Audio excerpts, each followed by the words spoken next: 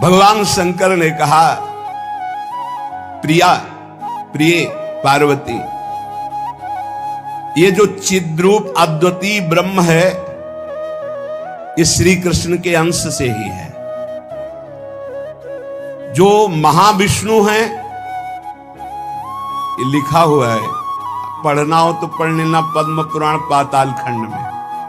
नहीं कहने लगते हैं कि ये तो राधा उपासक, ये और किसी को मानते ही नहीं है।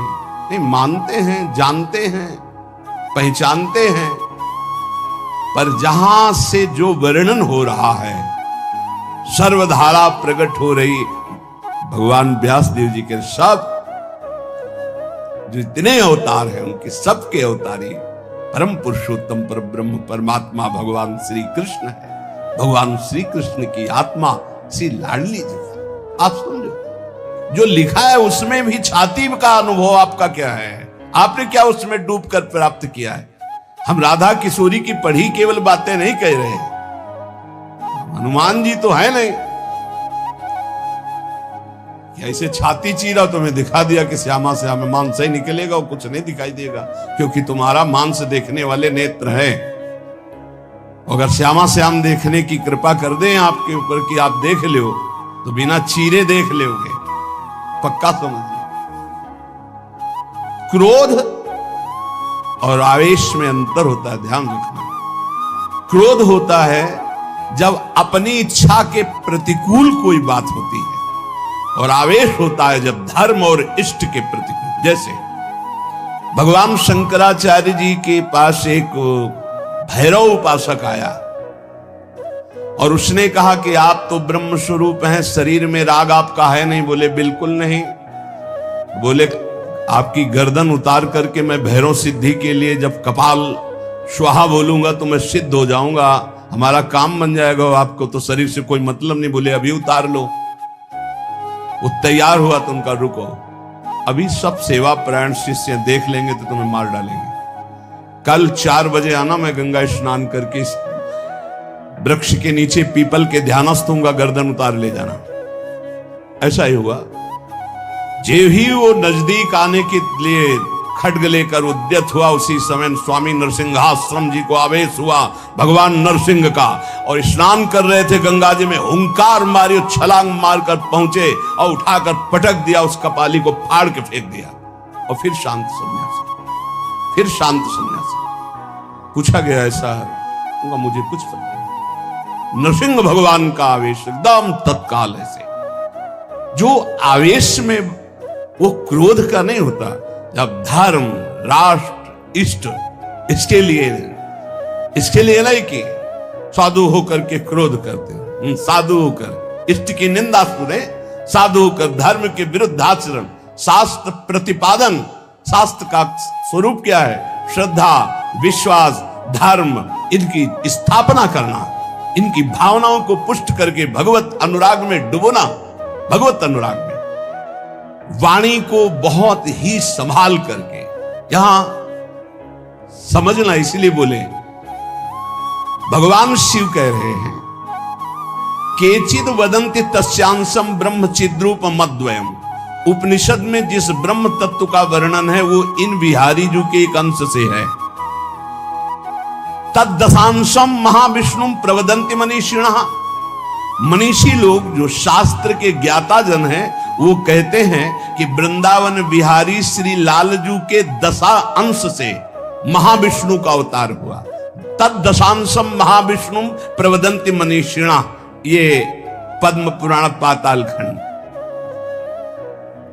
और शनकादि योगीश्वर अपने हृदय में जिन भगवान श्री हरि का चिंतन करते हैं, वो भी ये जो गर्दन टेढ़ी किए हुए, अधरों पर बंसी विराजमान किए हुए, ललित त्रिभंगी अनंत कामदेवों को भी मूर्छित करने की सामर्थ्य रखने वाले वृंदावन बिहारी जी, जो तिरछी चितवन से मंद मुस्कान के द्वारा करोड़ों कामदेवों की सुंदरता को ह्रास, उपहास, लघु कर रहे हैं, ये जो अपने अधरों में बंसी की ध्वनि कर रहे हैं, जो मुरली की ध्वनि से हमारे हृदय को प्रेमानंद में डुबो रहे हैं, त्रिभुवन को विमोहित कर रहे हैं, इनकी महिमा अगाध और अपार है। हे पार्वती जी, ऐसा भगवान शंकर। हे देवी, जिनके नखचंद्र किरणों की महिमा का वेद अंत नहीं पा सकते हैं, तो वेद प्रतिपादित धर्म में चलने वाले ब्रह्म ऋषि कैसे पा सकते हैं? उन्हीं भगवान श्री कृष्ण के संबंध में कुछ और बता रहा हूं, तुम सुनो और सुनकर मुदित आनंदित हो। ये त्रिगुण माया से रचा हुआ अनंत ब्रह्मांड है उन्हीं श्री कृष्ण के द्वारा। उन्हीं श्री कृष्ण के द्वारा ब्रह्मा विष्णु और मैं महेश्वर प्रकट हुआ। जितने भी देवता दैवी शक्तियां हैं, सब उनके करोड़वें करोड़वें अंश से उत्पन्न हैं। सृष्टि स्थिति और संहार की शक्ति युक्त से ब्रह्मादि देवता, ये सब उन्हीं महान बिहारी जी के वैभव हैं, प्रभु के वैभव हैं, श्री कृष्ण। श्री कृष्ण रूप का जो करोड़वां अंश है, उसका जो करोड़वां अंश है, उससे कामदेव उत्पन्न हुआ जो पूरी सृष्टि को नचाए दे रहा है। सोचो, श्री कृष्ण के करोड़वें अंश के एक अंश के करोड़वें अंश से कामदेव प्रकट होकर पूरी सृष्टि को नचाए दे रहा है। वो श्री कृष्ण कितने सुंदर हैं। वो ब्रह्मांड में स्थित होते हुए किसको नहीं मोहित कर सकते। ऐसे श्री कृष्ण के श्री विग्रह की शोभामयी जो कांति है, उसके करोड़वें करोड़वें अंश से यह चंद्रमा और सूर्य का प्रकाश होता है। ऐसे तो तेजोमय है वो, ऐसे सुंदर है कि करोड़वें अंश के एक अंश से करोड़वें अंश में कामदेव का प्रादुर्भाव हुआ। श्री कृष्ण के प्रकाश के करोड़वें अंश से एक सूर्य, ऐसे परमानंद में रसामृत परिपूर्ण श्री वृंदावन बिहारी की महिमा का कौन पार पा सकता है। हे देवी, परम आनंद, परम चैतन्यता, विश्व ज्योति, ब्रह्मबोध, ये सब इन्हीं से प्राप्त होता है, इन्हीं से प्राप्त होता है। इनके श्री चरण कमल युगल नख रूपी चंद्रकांति मणि से निकलने वाली जो प्रभा, उसी तेजो ज्योति में पूर्ण ब्रह्म में लीन बताया गया है। और ऐसे विश्व को मोहित करने वाले मदन मोहन, जिनके करोड़वें करोड़वें अंश में सब सूर्य चंद्र काम आदि देवी शक्तियां, इनको श्री राधा जी अपने अधीन किए हैं, इसलिए इनकी प्राण वल्लभा है। यही श्री कृष्ण में शक्ति संचार करके आद्या शक्ति मूल प्रकृति होकर अनंत ब्रह्मांडों का क्षण मात्र में सृजन कर देती है। देवी, जैसे उनके अंश से मैं हूं, ऐसे श्री राधा के करोड़वें करोड़वें अंश से आप सब शक्तियों का, देवियों का प्रादुर्भाव हुआ। इसलिए सर्वोपरि राधा पद रज स्पर्श, महादेव, सर्वोपरि राधा पद रज स्पर्श, ऐसे स्पर्श से ऐसे महामाधुर्य सिंधु श्री कृष्ण का रसास्वादन होता है। भगवत स्वरूपा श्री राधा जी की महिमा और उनके स्वरूप को कौन वर्णन कर सकता है, जब वेद ही श्री कृष्ण के लिए नेति नेति वर्णन करते हैं।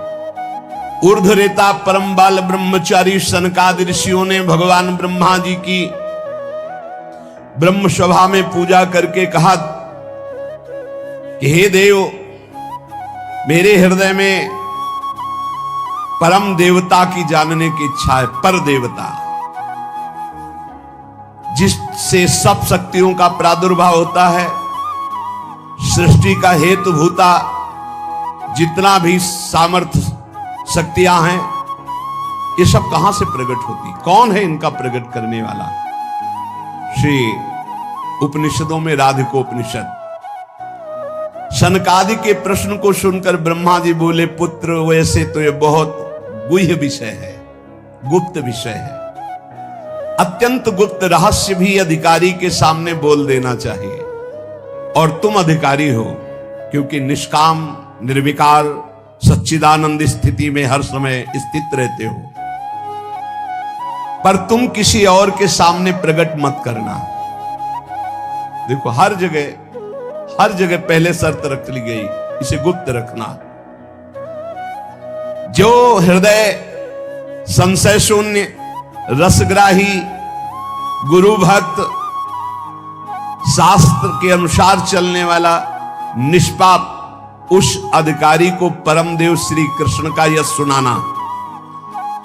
ऐश्वर्य, यश, श्री, धर्म, ज्ञान और वैराग्य, इन 6 ऐश्वर्यों से परिपूर्ण भगवान श्री कृष्ण की महिमा सुनाना। जो उस महिमा में रत है, फिर उसको गोप गोपियों का महारस सुनाना, ब्रज रस। जो उस रस में अभिषिक्त हो जाए, तब वृंदावनेश्वरी का रस, समझ रहे, तब वृंदावनेश्वरी का रस। अखिल ब्रह्मांडों के अधिपति जिन्हें नारायण कहा गया है, ये हमारे प्रभु वृंदावनाधीश्वर के एक अंश से हैं। वे प्रकृति से भी प्राचीन और नित्य नवीन हैं। उनके आह्लाद का नाम है राधा। संधिनी, ज्ञान, इच्छा, क्रिया, ये बहुत सी शक्तियां हैं। ये आह्लाद अंतरंग भूता श्री राधा रूप में विराजमान है। श्री कृष्ण के द्वारा इनकी आराधना होती, इन्हें इसलिए इन्हें श्री राधा कहते हैं। श्री कृष्ण सदैव आराधना में तत्पर रहते हैं। श्री कृष्ण का सदा समाराधन करते हैं। ये गांधर्वा जितनी श्री कृष्ण पटरानिया द्वारिकाधीश के हैं, ये सब इनके अंश से प्रकट हुई है। श्री राधा और रस सागर श्री लालजू, ये एक प्राण, एक मन, 2 तन, एक रुचि, एक स्वभाव, एक वय, लीला के लिए 2 बने हुए हैं। ये मैं बहुत गुप्त बात बता रहा हूं। ये जनसाधारण को, मूर्तम और महामूर्खों को कभी भी इसका श्रवण मत कराना। जो राधा किशोरी के इन 28 नामों का जप कर ले, तो विश्व की कोई भी ऐसी कामना नहीं जो पूर्ण ना हो जाए। अनुभूति विषय आज का नहीं, ये वृंदावन आने के पहले का, क्योंकि पूज्य भाई जी श्री हनुमान प्रसाद पोद्दार जी के आदर्श में हम चल रहे थे, उनको जैसा वो निर्देश कर रहे। ये 28 नाम जिह्वा पे नाचते रहते थे।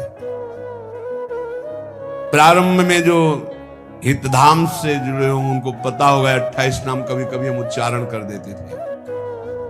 राधा रासेश्वरी रम्या, कृष्ण मंत्राधिदेवता,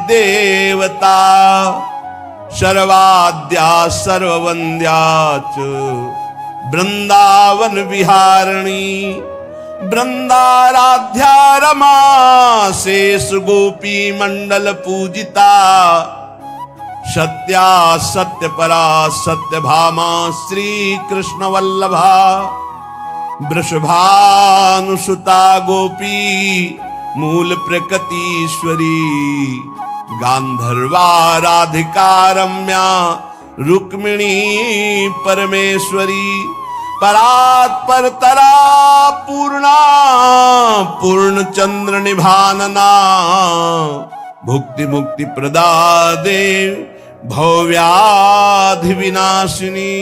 ये 28 नाम है अनुभूत। इन 28 नामों का मंत्र है। इनका जो पाठ करे, चाहे लौकिक कामना चाहे परलौकिक कामना, बहुत जल्दी आपको परिणाम दिखाई देगा। ये राधा किशोरी जी के 28 नाम श्री राधिकोपनिषद में ब्रह्मा जी सनकादि को उपदेश कर रहे हैं। परिणाम फल स्तुति में लिखा है, भुक्ति मुक्ति प्रदा। भोग चाहिए तो भोग मिल जाएगा, मोक्ष चाहिए तो मोक्ष। और भवव्याधि विनाशिनीम, आवागमन चक्र से मुक्ति हो जाएगी। और हर व्याधि विनाशिनीम, इस संसार चक्र में जितने रोग हैं सबको शासन में रखने के लिए ये नाम पर्याप्त है, तुम्हारे ऊपर इनका प्रभाव नहीं पड़ पाएगा। ये 28 नामों का जो पाठ करता है वो जीवन मुक्त महापुरुष हो जाता है। भगवान ब्रह्मा जी ने उपदेश किया शनकादि को। राधा, राशेश्वरी, रम्या, कृष्ण मंत्राधिदेवता, सर्वाद्या, सर्ववंद्या, वृंदावन बिहारिणी, वृंदाराध्या, रमा, अशेष गोपी मंडल पूजिता, सत्या, सत्यपरा, सत्यभामा, श्री कृष्ण वल्लभा, वृषभानुसुता, गोपी, मूल प्रकृति, ईश्वरी, गांधर्वा, राधिका, आरम्या, रुक्मिणी, परमेश्वरी, परात्पर, पूर्णा, पूर्णचंद्र निभानना और भुक्ति मुक्ति प्रदा, भवव्याधि विनाशिनी। 28 नाम मात्र जपने से समस्त कामनाओं की पूर्ति। ये तो हम आह्लाद का वर्णन कर रहे हैं। इनकी एक संधिनी शक्ति है जो भूषण, शैया, आसन, सेवा की सामग्री सब रूप धारण करती है। धाम, कुंज, निकुंज। जब हमारे प्रभु मर्तलोक में अवतार धारण करते हैं तो अवतार की पूरी व्यवस्था, भूमि की व्यवस्था हो, सब चिदानंद भूमि, माता, पिता, परिकर, यही सब संधिनी शक्ति तैयार करती है। अवतार की कारणभूता ये संधिनी शक्ति है, ये क्षेत्रज्ञ शक्ति है, इनकी इच्छा शक्ति के अंतर्गत माया शक्ति है। ये सतोगुण, रजोगुण, तमोमयी है। ये बहिरंगा शक्ति है। ये जगत की रचना करती है। ये अविद्या रूप है। ये जीव को बंधन में डालकर दुख भोगवाती है। भगवान की लीला शक्ति, भगवान की क्रिया से अनंत शक्तियों के स्वामी